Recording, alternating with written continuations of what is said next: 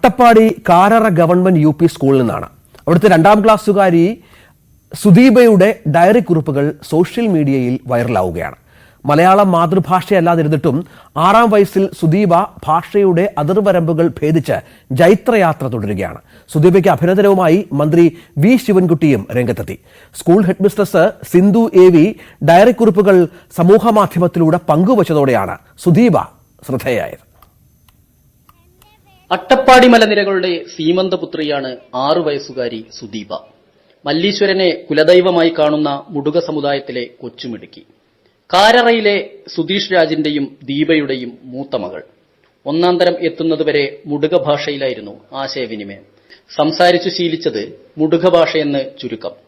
എന്നിട്ടും 1 വർഷം കൊണ്ട് മലയാളാക്ഷരങ്ങൾ നുകർന്ന് അമ്മയുടെ സഹായത്തോടെ ഡയറി എഴുത്തിലേക്ക് പിച്ചവച്ചു. സുദീപ എഴുതും, അമ്മ ദീപ ചിത്രങ്ങൾ വരയ്ക്കും. എന്റെ പേര് സുദീപ, ഞാൻ പഠിക്കുന്ന 2ാം ക്ലാസ്. എന്റെ സ്കൂളിന്റെ പേര് GUP സ്കൂൾ കാരറ. എല്ലാവർക്കും നന്ദി.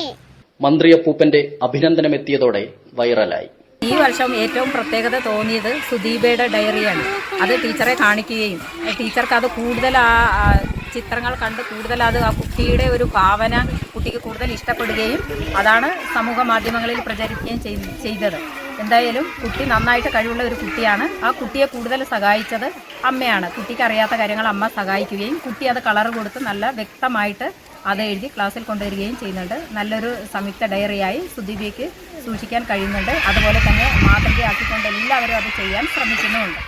സുദീപയുടെ വടിവത്ത മലയാളത്തിന് മല്ലീശ്വരൻ മുടിയോളം തലയെടുപ്പുണ്ട്. 3 വയസ്സുകാരനായ സഹോദരൻ സുദീപിന്റെ കുസൃതിയും അച്ഛൻ കോയമ്പത്തൂരിലേക്ക് ജോലിക്ക് പോകുമ്പോഴുള്ള സങ്കടവും സ്കൂളിലെ അനുഭവങ്ങളുമെല്ലാം ഡയറി പേജുകളിലുണ്ട്. S. വിനേഷ് കുമാർ, News 18, പാലക്കാട്.